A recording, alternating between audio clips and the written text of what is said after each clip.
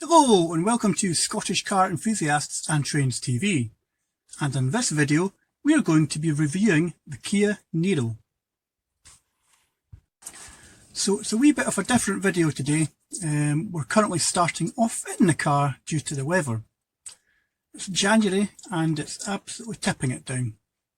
So we'll start off inside the car and we'll get out and have a wee look around the car shortly. So the Kia Niro concept was unveiled at the 2013 Frankfurt Motor Show.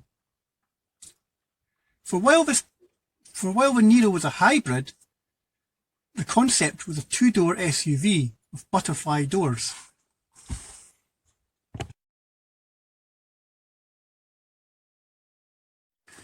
So this generation of Kia Niro went on sale in 2016. It's based on the same platform as the Hyundai Ioniq, which we test drove a couple of years ago on the channel, and stood between the Stonic and Sportage models in the Kia range. In Europe, the car was launched in a choice of 7 colours and was the first Kia to feature Android Auto as standard.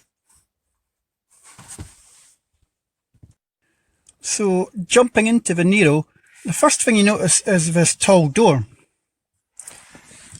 And incorporating inside this tall door, you have a sort of piano black trim finish here with chrome door handles and lock switch. And moving down, you have a nice sort of leather armrest with white stitching. And you have your automatic folding mirrors, mirror controls here, window locks, door unlock, and 4 electric windows. You've also got a nice door bin, be able to carry a can or a bottle and odds and sods. And moving down to the side here, we have a nice, again, piano black finish with silver air vent. And you've got your 12-volt battery reset. You've got your traction control off switch, lane departure warning, instrument dimmer, headlight settings, and your fuel cap release. Down below that you have your fuse box and your bonnet release. Looking ahead, you've got your all too familiar Kia steering wheel, which you'll find in models from, like, say, the Rio, the Ceed, Sportage. It's quite a familiar steering wheel now, which houses on your left hand side. You've got your stereo and phone controls. You've got horn here, that works well. And you've got your cruise control settings over here, your lane departure maybe settings, or adaptive cruise control settings here. Behind the steering wheel, you've got your flappy paddles for the automatic gearbox, left and right, and then you've got your indicator stalk on the left, which encompasses auto lights, side light, headlight, and your fog lights here. Moving over to the windscreen wiper setting, over here at stock, you have, come round this way a wee bit, not the best angle to get at it, but you've got 1, 2, 3 speed wipers. I'll bring this back up. You've got 2-speed back windscreen wiper, one for intermittent and one for being on all the time. These are also auto wipers, and you've got your speed setting here. Looking ahead into the instrument panel, you have 2 analog dials. Some models of the Niro have a completely digital display. But as we turn on the car, hold on a minute.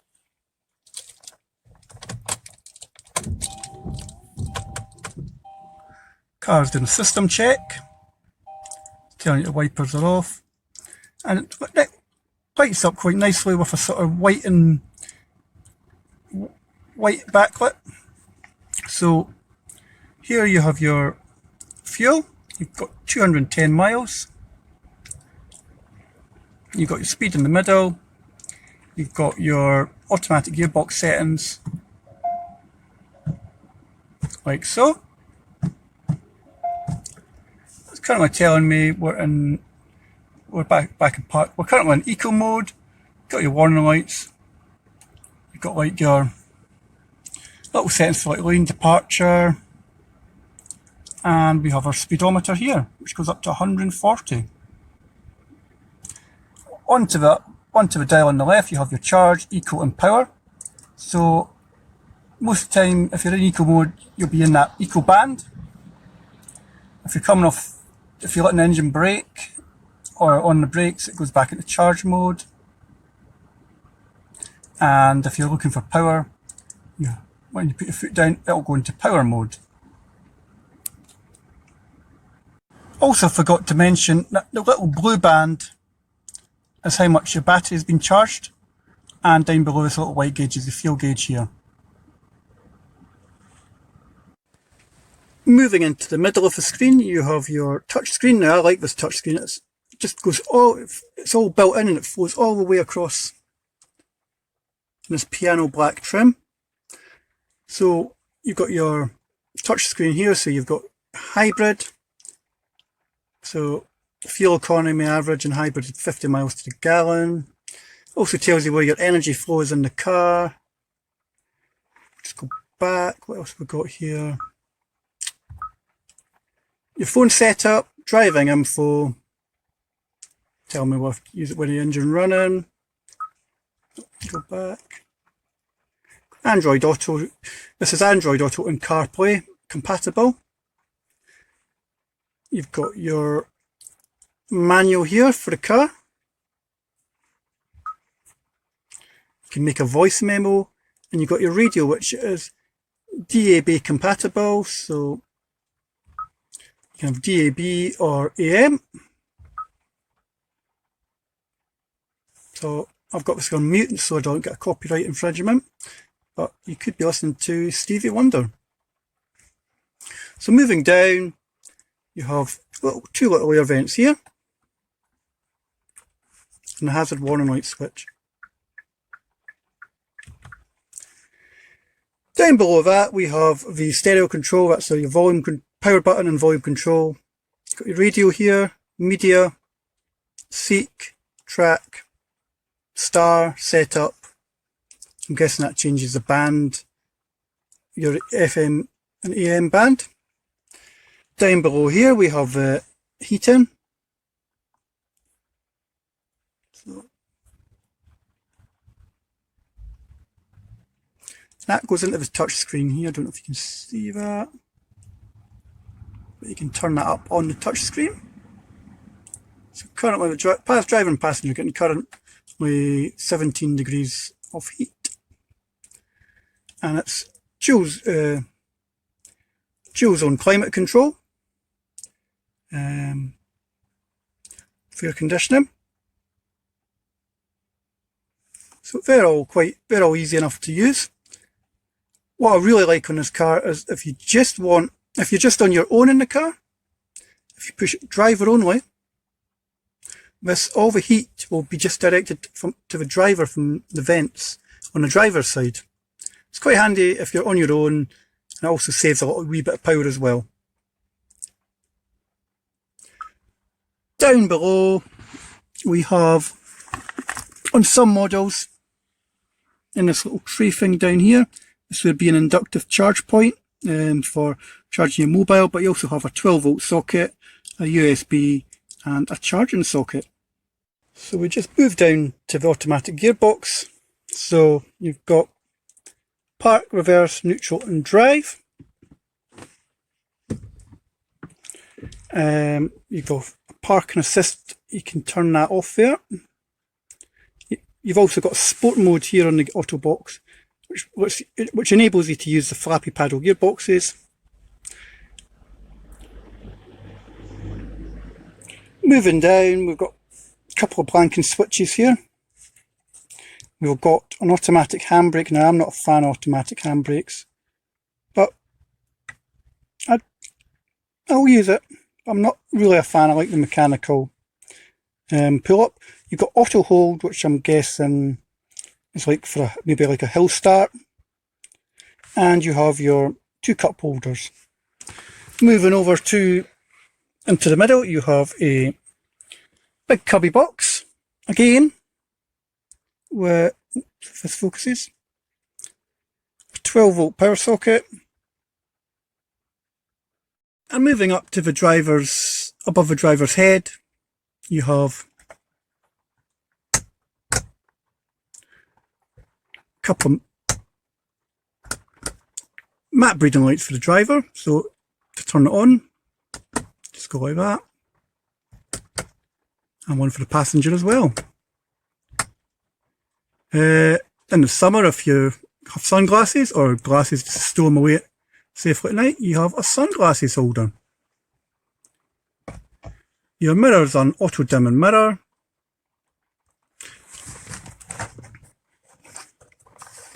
And we've got some nice, in the sun visors you've got a couple of mirrors and an interior a mirror light as well.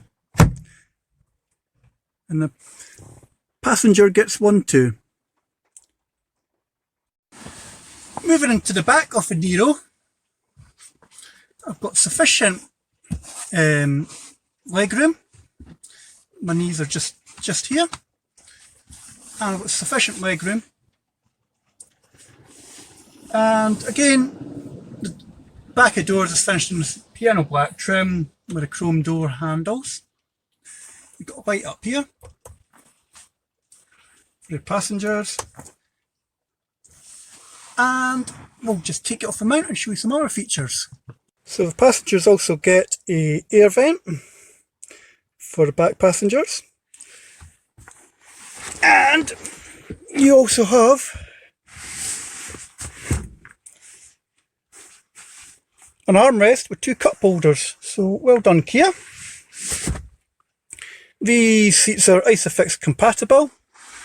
ISOFIX points there and there on the passenger side, and it'll be roughly about the same for the driver's side as well. In the door, I just forgot to mention, you've got a space for a bottle holder here. But it's a nice comfy place to be. Plenty of legroom and headroom. Let's go and check out the boot. So to open the Niro boot, simply slip your hand under here. And this is the boot here.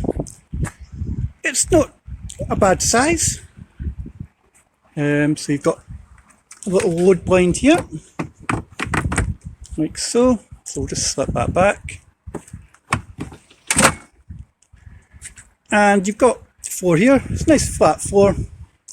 Unfortunately, it's not the greatest. It's quite a high boot floor. So if you lift here, some under boot storage. And again, just lifting this wee panel here, you've got your toolkit and your tyre inflation kit. Unfortunately, no spare wheel on the Niro. Back it down like so. It's quite a high lip to load. And yeah. So this is the 1.6 Gamma GDI engine. Produces 104 brake horsepower, but coupled with the hybrid system, which provides about 42 kilowatts, you get roughly about 140 brake horsepower. It's not a lot to see here apart from the massive black plastic. So we'll just have a wee look around, show you some points if you ever intended to buy the car.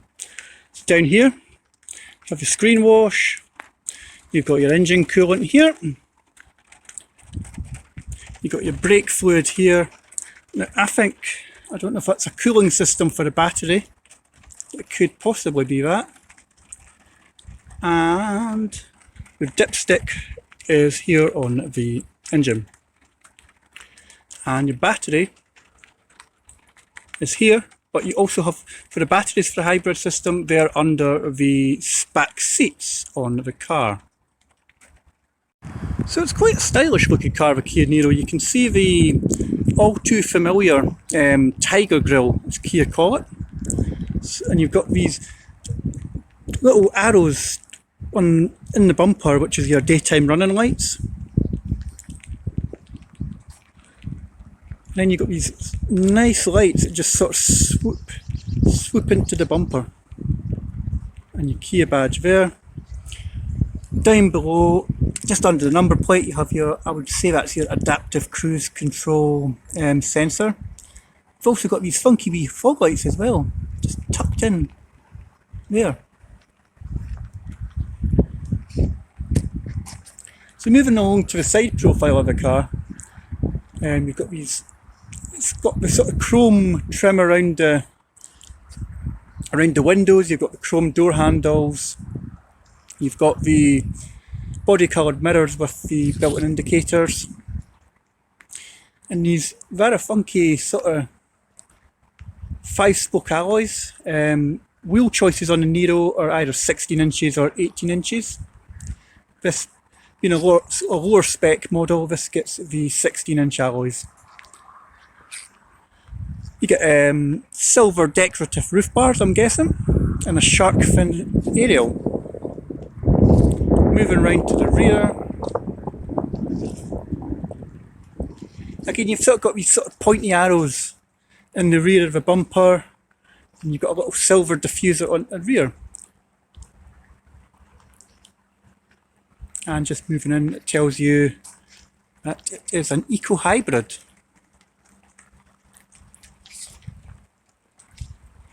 And just around the other side again, you've got your decorative chrome trim and your fuel cap there.